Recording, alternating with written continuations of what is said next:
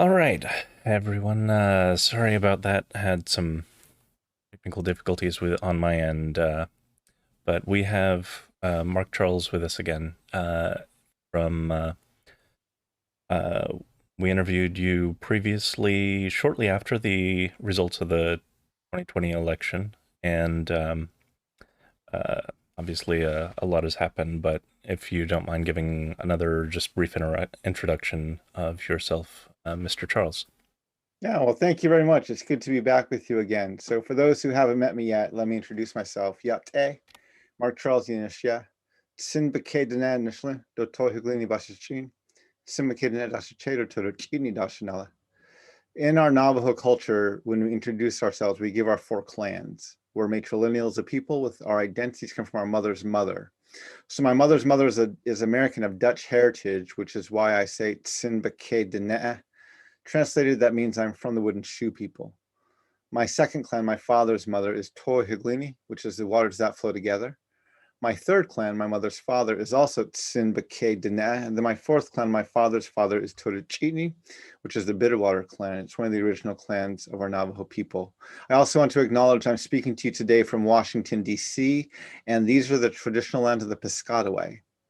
And I want to both honor the Piscataway as the indigenous hosts of this land. I want to acknowledge that they are still here. And I want to just state publicly how humbled I am to be living on their lands. So Ahiahat, my Piscataway relatives, thank you for your stewardship of these lands. And it's very good to be joining you again today for this show. in the um, in the spirit of that, I also want to acknowledge that I am broadcasting from the traditional lands of the Seminole and Timucuan peoples who are still around, and want to honor and recognize them as the stewards and of this land. so yeah, so I got your book, and I've gone over the previous interview with you, and obviously a lot's happened. And wanted to touch base again about a few things. Yeah. Um, First of all, just to start off with something a little uh, less meaty, is um, I've been following your YouTube channel, and of course your Second Cups of Coffee are fantastic. But a new addition on there is Sunrise Over the Potomac, and I wanted to inquire about what the inspiration of that is, um, and just comment that I love those. Those are beautiful. Yeah. Thank you. So in the first chapter of my book, Unsettling Truth, the ongoing dehumanizing legacy of the doctrine of discovery, actually before the first chapter, in the introduction, I talk about how one of the most beneficial spiritual disciplines I've incorporated in my life in the 50 years I've been alive has been the watching of the sunrise.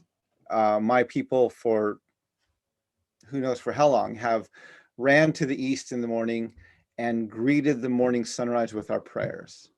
And when I moved back to the reservation, this was in the early 2000s, I began that practice myself. I didn't grow up doing that, but I started doing that myself. And I actually have a whole section in this book in the introduction where I talk about it's one thing to see the sunrise on any given day. You're Mhm. going to an early flight, maybe there's a sunrise service on Easter morning, and it's beautiful, and you're thankful you got up and watched it. But there's something else that happens when you rise every morning, day after day, week after week, month after month, and eventually year after year. Mhm. And you watch the sunrise every morning and you greet it humbly with your prayers, and you see the seasons change, you see the birds migrating, you see the rains and the snow, and you see the animals coming and going. And the more you participate in that, and what I found was how humbling it was, because we live in a world that's all about maintaining control, Mhm. right? Western culture is all about, can we control things? And we can try to control a lot through our money, through our finances, and our weapons and our military, and things we can't control, we buy insurance for. And and the thing about watching the sunrise is it's this process, not just of the sun coming up over the horizon, but of the seasons changing and the birds migrating and the animals hibernating and all of the growth and all of the cycle of life that goes on. And the more you do it, the more you recognize, I can't control this. Mm. I can't make this start. I can't make it stop. I can't speed it up. I can't slow it down. And it's actually very humbling. And when I moved from the reservation, which I refer to as one of the most powerless places in the United States, there's very few jobs, there's not much economy, it's very powerless in many aspects. And I moved here to Washington, D.C. I was kind of invigorated by coming off of this experience on the reservation where for over a decade I had been watching the sunrise and becoming comfortable recognizing I wasn't in control. When I moved to DC, and it was much harder to see the sunrise here. It was much harder to find a place. I couldn't just walk out my front door like I was doing back on the reservation. I couldn't just go up the hill or hike a few hundred yards away and see the sunrise very clearly. And I moved here and it was harder to get out. And then as I was in this very powerful place, political power, financial power, military power, and everything about living in DC, it's about your connections and who you know and all this stuff and the game that's being played here. Yeah. And then as I ran for president, and was a part of that power dynamic and trying to make my voice be heard throughout that whole campaign. And at the end of the campaign, and obviously we didn't win, and even more disappointing, we didn't get the platform I had really hoped for. Mm. One of the things that really took me most by surprise during the campaign was how intentionally the media literally not just ignored us, but often wrote us out of the story. Right. And just flat out chose either not to cover us or even to omit the fact that we even attended certain events or were on stage with other candidates at different places. And so coming off of that experience in the campaign, where I again felt very powerless, but because I had not been watching the sunrise for almost 5 years, that feeling was overwhelming. Mm. And it was very challenging. And so it was probably earlier in 2021, maybe in January, February, March it was, where I said, I have to get back into this process of watching the sunrise, recognizing I'm not in control and finding peace in that, which is really what happens when you watch the sunrise so frequently. And so I started driving around DC, trying to find where I knew I couldn't walk anywhere where I could see it clearly and at least be in solitude. Right. And so I drove and I found a place maybe 20 minutes from where I live, and I could park close to the Potomac River. I could walk right down to the banks and I could sit there and watch it come up. And so since then, maybe for the past 3 or 4 months or 2 or 3 months, I've been traveling there most mornings when it's clear. So I've been doing it for about 3 months now. I think it was March when I started doing it. And it's been reinvigorating for me. It's really been a helpful thing to sit there every morning and watch it come up over the river and to be in this place that is run by power. And from that context, to recognize even with all this power all around us, we're still not ultimately in control, and finding peace and calmness in the midst of all of that. And it's been a great process these past few months as I've just gotten myself back into that discipline of watching the sunrise, and not just watching it, but greeting with my prayers. And when I lived on the reservation, I would walk up to the hill near our house and I would take a picture every day when I saw the sunrise and put it on my social media.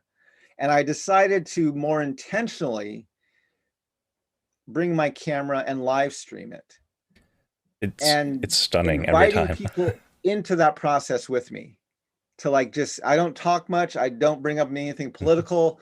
I usually will watch the sunrise in mostly silence, and then conclude with a short prayer of gratitude And I've heard a lot of feedback, like even what you said to me, of just how, as people have watched that, either archived on my social media or even joined me live, Hmm. people are finding it very spiritually helpful and even just kind of mentally helpful to Yeah, be a part of that process. I can definitely agree with that. It's I tune in for those because it's a stunning spot you found, and it seemed very deliberate. So I thought there was something more to it. And thank you for that answer and for sharing that the sunrises there. Yeah. It's um on the subject of it being kind of spiritual. That actually is a segue into another question that I wanted to ask of you. You get into this quite a bit in your book, Unsettling Truths, which is an excellent read. I I strongly recommend it to anyone who hasn't already gotten it. I know a few people bought it after our last interview, but um, uh, one of the subjects in there, and something that you've been talking about a little bit recently on your channel, also is this concept of decolonizing faith. And I wanted to ask you first of all to kind of articulate that on a high conceptual level, and then more specifically actions that can be taken on a personal level um, to Yeah. kind of uh, approach that. Yeah. Over the course of my life,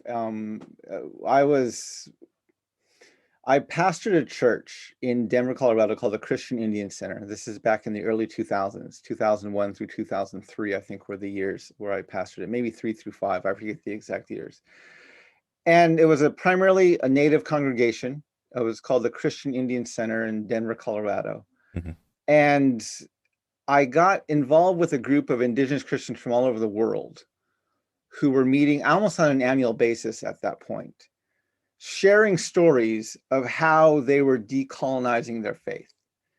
And the experience of most indigenous peoples globally that have either converted to Christianity or at least have seen the church is that their people, their culture, their lands were somehow colonized by the gospel, right? Western European Christians came in and they discovered their lands and they colonized them.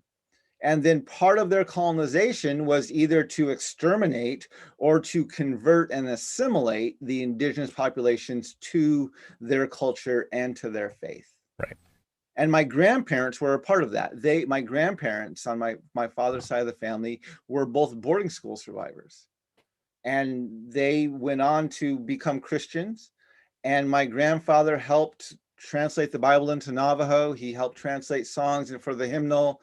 My grandmother was one of the founding members of one of the early churches on our reservation.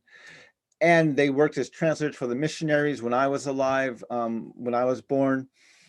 But I was in a process when I was pastoring this church of what is called contextualizing our worship. In other words, not just saying, okay, here's these teachings and how do we apply them in a Western culture context, but reading these scriptures and reading these stories and saying, okay, how do these apply to us as Native peoples? Hmm. What does it mean to be Native and follow Jesus or be a Christian? And how does that look? How does our understanding of the sacred, our understanding of what's purification and what's ritual and so on and so forth, how do those things, our sense of our time perception and our cultural worldview and all these things, how do those things impact the way we worship or even follow the teachings of these scriptures? And that process for me was a fascinating journey. And especially as I was in conversation with indigenous peoples, not just here in North America, but literally all over the world, and seeing and hearing the stories and the journeys that they were on within their own context, and noticing both the similarities as well as some of the stark differences and the beauty that came from those differences. I realized that there was so much work we had to do just to decolonize our faith. And unfortunately, my grandparents were part of this generation where they became Christians with the belief that being Navajo and following the traditional Navajo culture was evil. And so they didn't teach my father the language. They didn't teach my father the ceremonies. So he didn't know those things to pass it on to me. Mm. So when I moved back to the reservation, I was experiencing a lot of those things for the very first time. Mm-hmm. And so I've been decolonizing my faith for probably the last 20 to 25 years of my life. And I'm in the process now of I'm going through some space on my social media, my live streams, where I'm actually taking people through some of the very key understandings I've gained, the key moments in my own journey of what does it mean to decolonize my faith, and how part of that journey is just understanding how deeply influenced Christian faith has been by the colonial mindset of Western European culture. Right. So does that answer your question, or did I miss something there? Oh, no, it does. A slight follow-up to that, I suppose, Yeah, that I would pose is obviously that, that is very specific to indigenous peoples, but I am curious, is it possible to try to incorporate some of those types of thoughts into a Western Christian, basically, in how they interact with their own faith? absolutely. Yeah, and that's even one of the purposes of my live stream, Decolonizing Faith, is I'm actually trying to go through and show people this is where your classical, your orthodox interpretation of these scriptures has been more influenced by empire and by Western culture than it has been by the people who actually wrote or told these stories themselves. Mm-hmm. And so, in the book, we have chapters 3 and 4 in the book are really about how the Christian church got from the teachings of Jesus, who said things like love your enemies and pray for those who persecute you, how they got from there to their doctrine of discovery that said you can kill people who don't look like, sound like, worship like, or act like you do. Mm-hmm. And that journey is fascinating. It absolutely has to do with the heresy, creating this heresy known as Christendom, or a Christian empire. Mm. And so part of a big piece of this journey is helping Western believers or the Western culture, whether or not they're Christian, help them understand how deeply this faith has been influenced by their own culture and actually has even justified most of the oppression and violence and colonization that their culture is engaged in. And so, yeah, very much this is something I'm trying to do. And one of the reasons I'm doing this is after my campaign ended, and as I said, I not only did we not win, but we didn't even get really the platform that I was hoping we would get. And I realized that if I want to do this again at some point, and there's very likely I may try and run again at some point, there's a lot of groundwork we need to do, right? There's Right. so many things most Americans have no clue about, Yeah. whether it's the history that they're standing on or the violence that was enacted, and they're so, I would call it, willfully ignorant of so much of this history. And they don't even know, by and large, how deeply this history has influenced their Christian faith, and even the policies and things of their own country. And so I'm actually being very intentional right now, whether it's watching the sunrise, whether it's Decolonizing My Faith podcast, or whether it's my Second Cups of Coffee live streams, where I'm using my platform to kind of deconstruct some of these things and help educate people on, if I ever am gonna run again, these are the things I want the nation to know and understand, so that we can actually begin to have the conversation we need to have to do things like build a nation where we the people truly means all the people, to remove the racism, the sexism, and white supremacy from our foundations. Right. But so that there's a very, it started out as an intentional process, and I'm actually getting more intentional with it every day as I kind of reflect on, okay, what really needs to happen next if we want these changes that I'm advocating so strongly for to take place. I think that's a really good and important approach, especially considering what we've seen in the last two elections, where especially a large segment of the white evangelical church here have fallen in line with things that are deeply antithetical to their faith. Um, so yeah, I think you're And entirely correct on. Hmm? and one of the things that really motivated me to do this, Mm-hmm.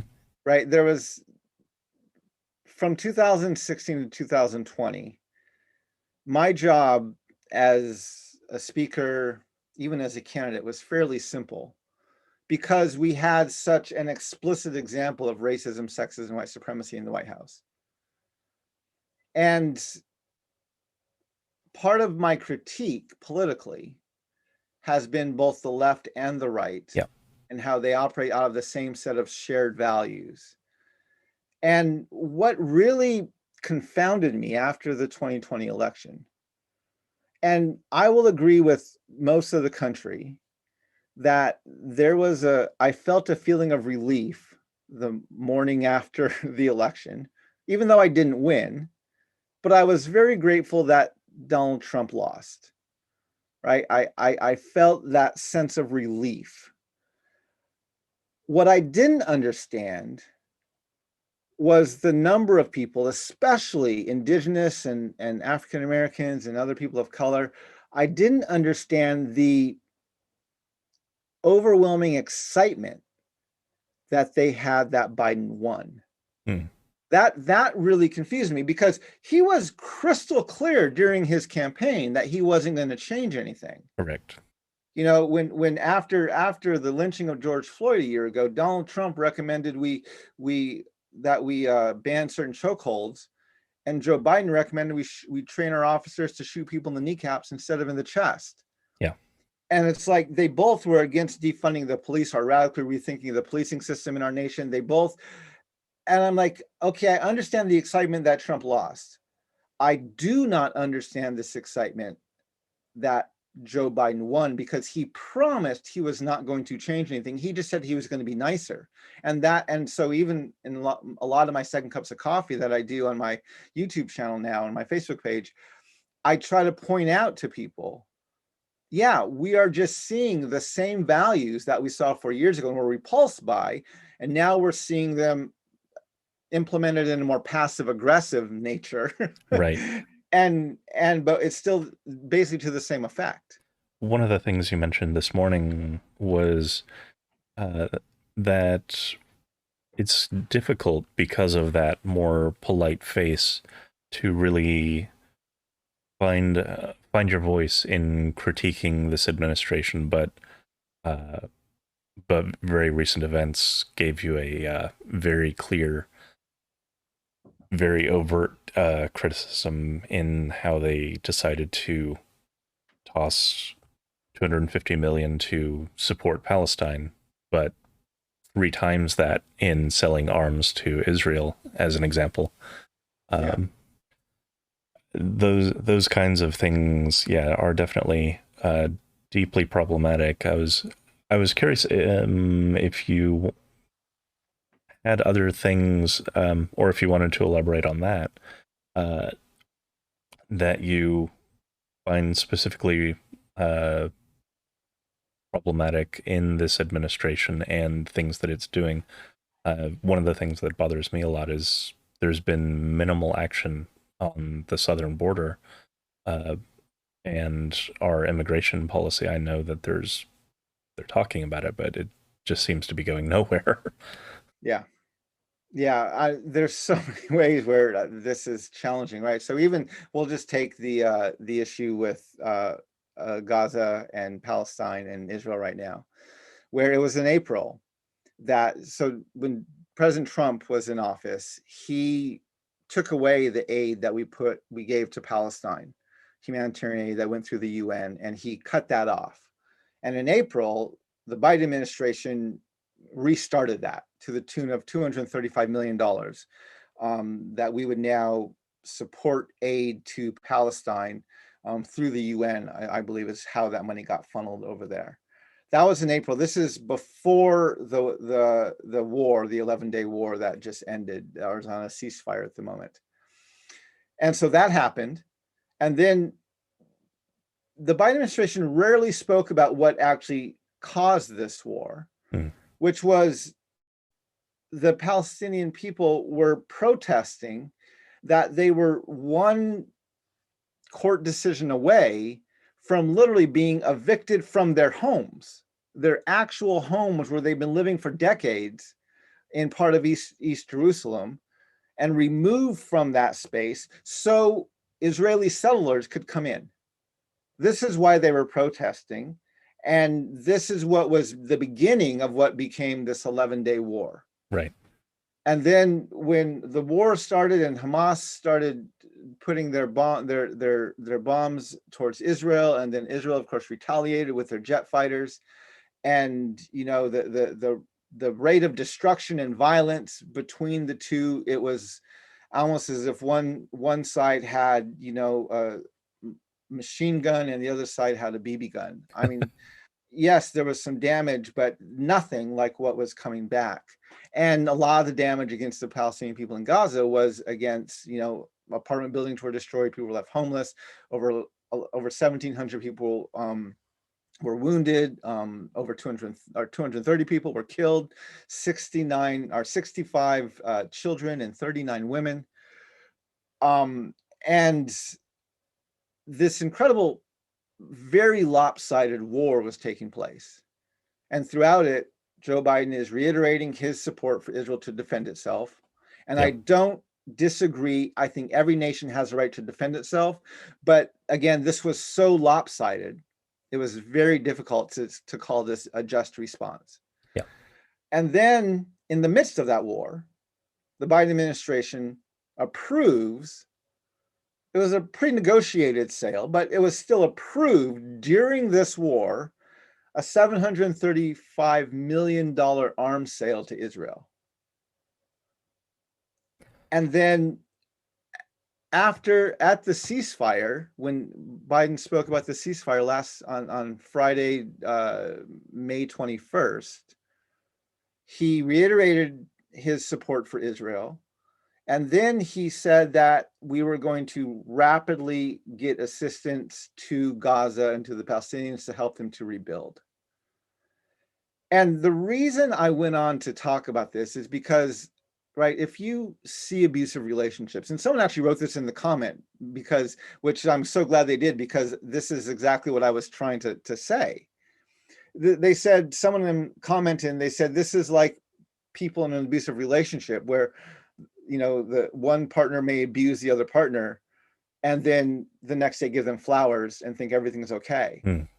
And when that becomes a cycle of that just, that is so unbelievably damaging. And this is what we've done in the Middle East against Palestine for decades. Right.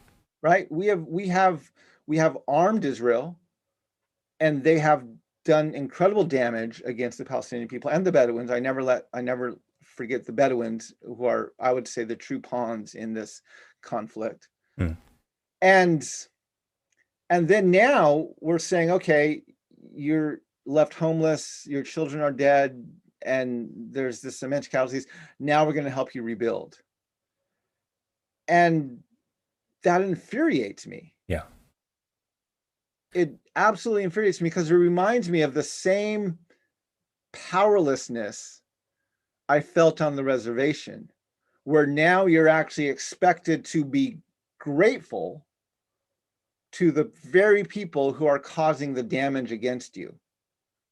Right? If we're selling arms to Israel, and then we're helping Gaza rebuild with the bombs that we gave to Israel, from the bombs that we gave to Israel, and now we're expecting Gaza to be thankful for our help and humanitarian support. It's like, it's disgusting. And so that's why I went on to point that out today. But we see this throughout the Biden administration. I Yeah. remember when I was watching, I mean, there's been so much talk about how Joe Biden is creating one of the most diverse cabinets and White Houses in the history of our nation. And I don't disagree. He is. There are more women, more people of color, more LGBTQIA2S plus. He has built a very diverse cabinet and a very diverse White House. In some instances, I think his inner circle is still very white and very Harvard educated, but there are some, he has a lot of diversity sprinkled throughout other places. And of course, Deb Haaland, who is now the Secretary of the Interior. Yes. And I remember watching her confirmation hearings. And when Deb Haaland ran for Congress, she was adamant that she supported Standing Rock. She was adamant that she was against pipelines. And she was even adamant that she was against drilling. And Joe Biden is for all of those things. And so what was most nauseating was when she was being questioned, it was the Republican senators who were questioning her during her confirmation hearing. And they were asking her about all of her stances that she took when she ran, about her support for Standing Rock, about her wanting to ban pipelines, and about her wanting to keep oil in the ground. And they weren't asking her to agree with them. They were asking her to agree with Joe Biden. Hmm. And so she had to, during her confirmation hearing, walk back all of these stances that she stood so boldly for when she ran her own campaign. Right. But now, because she's serving at the pleasure of a white landowning male from the 1% who is not going to enact these sorts of policies, she had to walk all of those things back. And I felt this deep sense of anger, not towards her, but towards Joe Biden.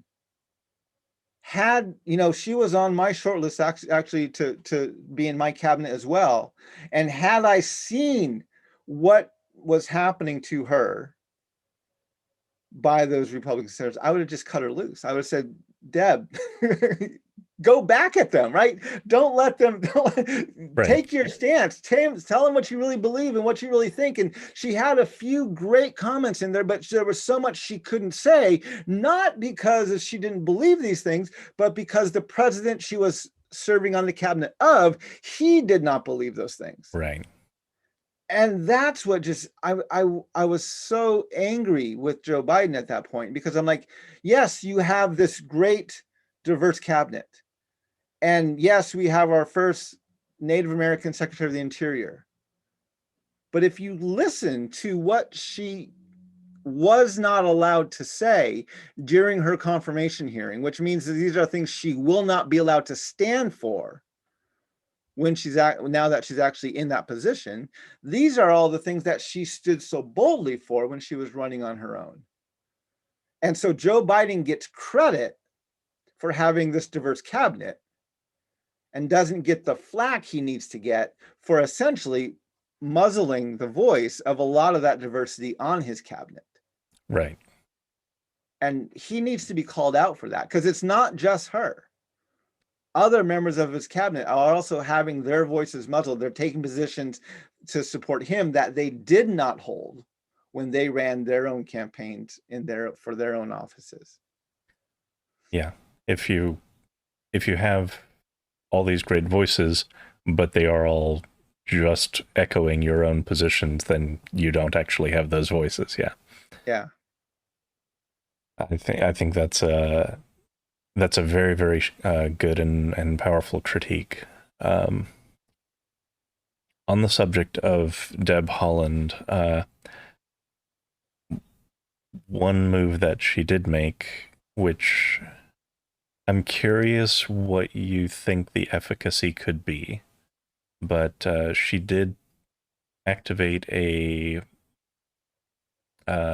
unit to address murdered and missing Indigenous women, the MMU, I think they're calling it.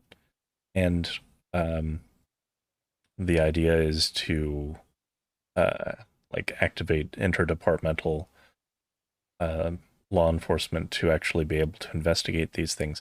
Obviously, as a police abolitionist, I have reservations about that concept, and I know that um,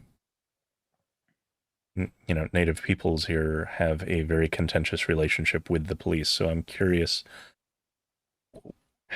how that would actually manifest, and is that just introducing potentially more pitfalls than it's solving? I think, I mean, one of the things that Indian country that we're fighting for so strongly with missing and murdered Indigenous women and girls is right now nobody's listening. Right. And so we have this crisis where there's literally hundreds of these women and children that have gone missing. Their families have reported that they've been murdered, and there's no resources from law enforcement or other jurisdictions going into finding them, closing these cases, even opening these cases. Right. And so on one hand, I'm excited and I'm very glad that Secretary Holland is bringing attention to this and even trying to bring not only energy, but even some resources into this crisis. It has to be looked at. Right. I will agree with you that, yeah, there, when you look at, there's a graphic I show from CNN all the time, that based on some data from the CDC, that when you look at the group of people most likely to be killed by police officers, it's not even African American men, it's natives. We have the highest rate of um, actually being killed by police officers. Yeah. Our violence against us doesn't make the papers near as much. Well, on one hand, because we're a smaller population, so even though we have a higher percentage, the numbers are smaller. But it's the percentage that you really need to look at and acknowledge that, yeah, there's a huge problem there. And so there's a lot of things that need to be addressed of, even if we do get those resources and that help, is that actually going to be helpful? And so I think an interdepartmental approach to it is probably going to be more holistic and is hopefully going to lead to some better results. But again, until we can actually address how our criminal justice system and the judicial branch is still the primary place where white supremacy has not only been institutionalized, but constitutionally protected, we're not going to truly solve this problem. Yeah. And so this is, again, this is where during my campaign, my 100-day plan was to remove the racism, the sexism, and white supremacy from our foundations. Not that that was going to change things overnight, but it would give us a much more solid foundation that we could build forward on. Joe Biden, the Biden administration wants to build back better.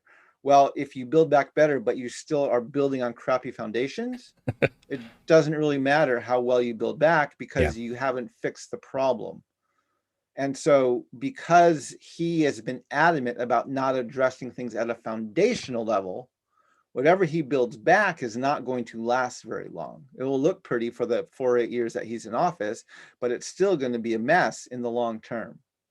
And so this is where not only do we need to have some of the attention that Secretary Holland and others are now bringing to this issue, but we have to absolutely address the foundational flaws that allowed this problem to not only exist, but to flourish for so long in the first place.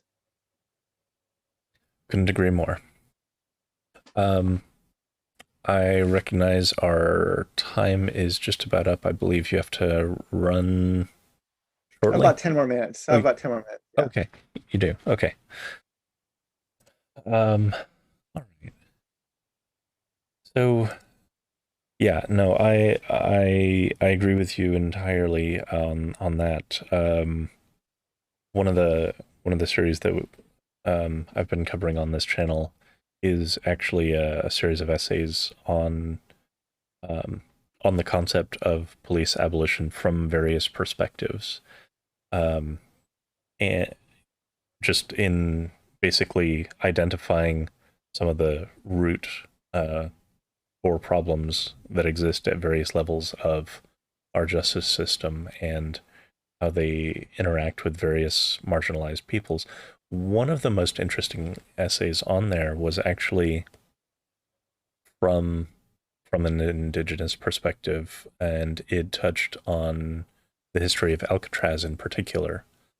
Um, and one of the remedies that was recommended in there, especially, was rooted in Native American kind of philosophy and culture of restorative justice. And um, I'm curious if you have insights into that, how that might manifest, be implemented, anything of that nature. I don't have the stats on how different Native tribes use restorative justice, so I'm Right. not able to fully answer that question.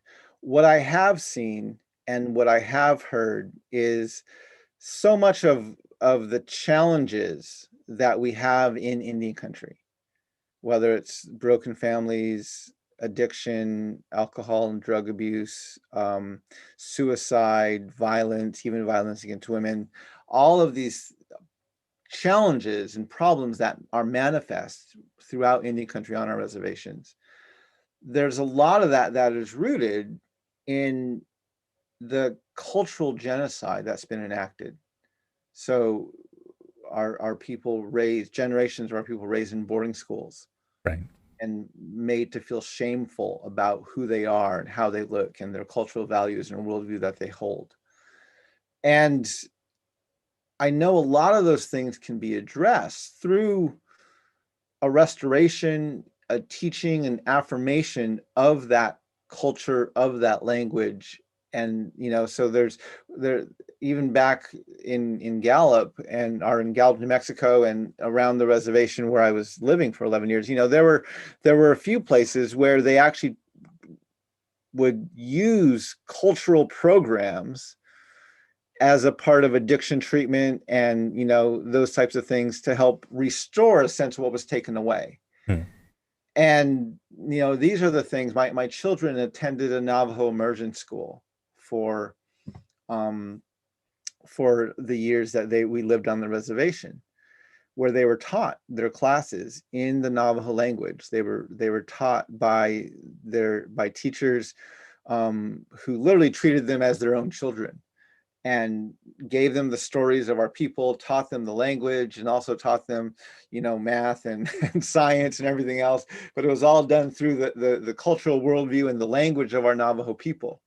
Interesting. Yeah. And it was such a great gift that my kids could have that, because again, I wasn't raised in my culture. Right. So I didn't know the language to speak to them. I didn't know the stories. I was learning them along with them as we were living on the reservation ourselves. And I remember there was one moment in particular where I was sitting with my son, and his aunt was there too. In our a woman we're related to by clan, and we were talking, and my son was asking some questions about how to pronounce certain words in Navajo and about some of the stuff they were doing at school. And my aunt literally began crying. And she's a boarding school survivor. Hmm. And she has stories. She's actually publicly shared her story of what happened in the boarding school, and the shame and the things that she felt and experienced in that boarding school. And as she sat there and heard my son speaking our language that he was learning by attending this Navajo immersion school, and now the educational system was being used to empower our people and not tear them down, she just began to cry. Like she said, it's 50 years difference, but it's so important. Yeah. And so beautiful to see this type of a change. And so I think, I'm a very strong believer in one of the things we need to do, especially for our indigenous peoples and throughout Indian country, is we need to use the educational system not to promote shame and to destroy culture and worldview and identity, but to actually invest public money into building that up and teaching that and making sure that not only it gets preserved, but it gets utilized and actually becomes more mainstream. You know, there's a difference between learning a language to preserve the language and learning the language to actually enhance it and let it grow and move on. Right. Um, and those are two different ways of teaching the language. You know, one that's and the second, which is the goal, is you give the language to the next generation, Yeah. and then you let them use the language in their songs, in their videos, in their, you know, and all these, and let them change it and adapt it and make it work for them, because that's how language stays alive. Yeah. You know, if you just teach it like Latin, of this is the traditional way to say it, but no one uses it out, you know, and then you're teaching a dying or even a dead language. Yeah. And so I think we need to invest public money, federal money, into immersion schools like that, not only in a few places, but in tribes and communities, because we spend public money destroying these communities for so long. Yeah. We now need to invest public money to do some restoration and bring some healing into those areas. Yeah, I would agree with that for sure. I'd agree with that for sure. Yeah, it is it's very harmful, actually. Not just I mean, it's especially harmful on reservation, and and aimed at indigenous populations, but I think it's actually harmful even to everyone, to have just a one size fits all view of how you should live and speak and carry yourself, taught as like the just de facto experience. Yeah. And like one of the discussions, even from coming into schools, is how to address kind of emerging even slang versions of English that form, like especially in Black and Hispanic communities, where there's an entire developed variation of English, perfectly functional, but it gets stamped out as just, you know, improper, informal, not the way to use English. And I do think that that does a great deal of harm. It limits the human experience, and I don't think that that's really a benefit to anyone except core of white supremacy. Yeah. I think there's a lot of changes we need to make in how we do education. Yeah. The standardized way of trying to do it is not working, and it's actually causing a lot of forced assimilation and not kind of letting more diverse cultures and communities flourish and feel like they are important contributors to our society. I think the other thing it does is it doesn't allow us to take advantage of our youth, to take advantage of the resources they have.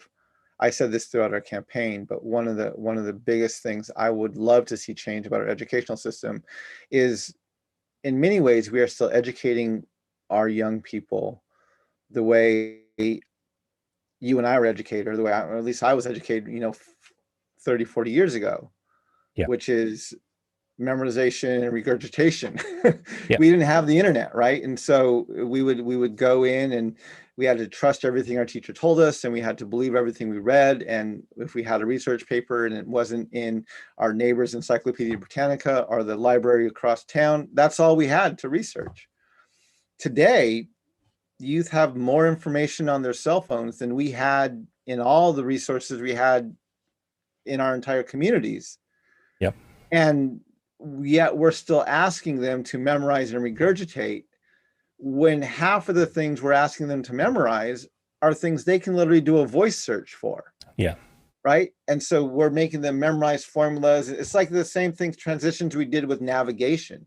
Right. When I was growing up, and I went to college in Los Angeles, and we had these big books called Thomas guides, that had hundreds of pages of street maps of the entire Southern California. And you had to, before you went anywhere, you had to look up where you were going on the Thomas guide and figure out what freeway you're going to take and everything you're going. When you went to a new city, you had to do all that stuff.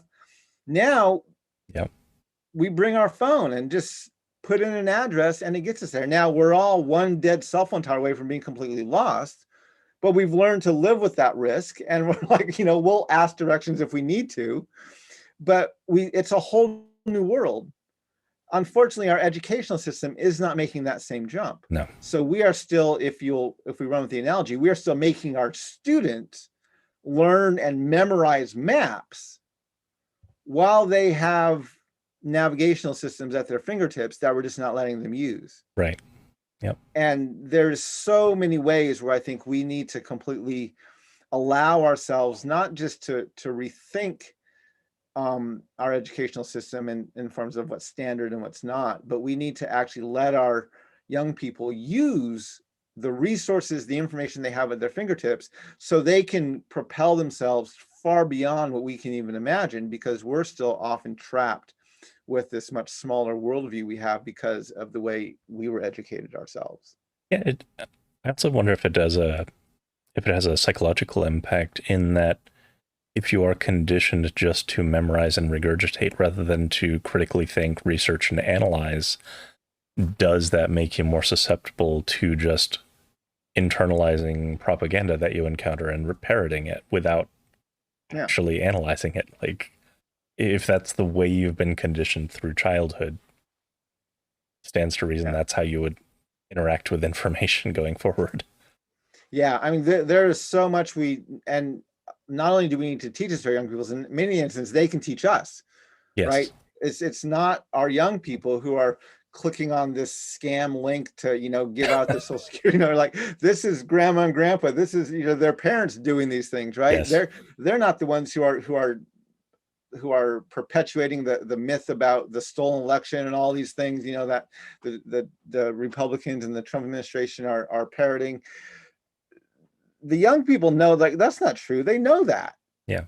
They've already, I know, we looked that up a year ago. That's not true.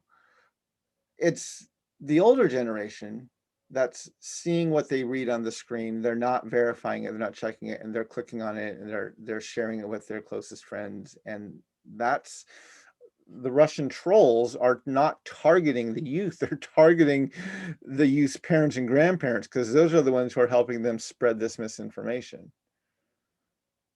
Yeah.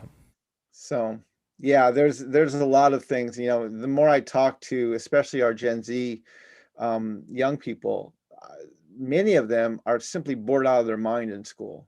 Yeah. Because they're like, why do I need to memorize this? Why do I need to regurgitate that? I have that at my fingertips. Yep. Let me use it and actually do something that goes beyond that. I know, I was told as a child, you won't always have a calculator with you. What do you... Yeah. It's like, yeah, actually I will. So. But yeah, okay.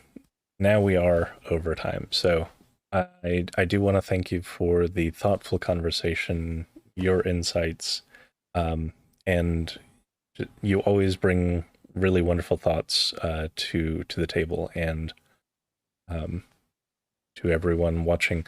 Honestly, if you haven't get his book, I'll be posting links for that, for your channel, and for your website. If you send them to my website, wirelesshogun.com, people can actually buy a signed copy of my book there. And so I've been promoting that pretty heavily. So if you like a signed copy of Unsettling Truths, my website, wirelesshogun.com, it's right on the front page. Yep. And you can purchase a signed copy of my book. Yeah, thank you so much for your time, Mark Charles. Look forward to seeing what is in the future for you, whether it's just activism, when you decide to do another run for office, you're very much a bright spot, and very much appreciate your time and your insights. Yeah. Well, thank you. You know, the goal of the campaign was I truly want to build a nation where we the people actually means all the people. I want to remove the racism, the sexism, the white supremacy reform foundations. We haven't done that yet. Joe Biden's not going to do that. Mm. And so that work there's a lot of work that not only is not being done, it's not even on the radar of most of the people in those spaces. And so there's a very good chance that I'm gonna, try to accomplish those goals in the future. I haven't made any promises about running yet in 2024, but that definitely is an option. And I'm doing hopefully the groundwork and the behind the scenes work that needs to be done now, whether we run again in 3 years or whether we run again in 7 years, I'm not sure, but I'm working on getting some of the groundwork in place so that we can actually have these conversations and begin to make these changes that absolutely need to be made within our country. So thanks for having me on today. It's been great to talk with you. Been great to talk with you.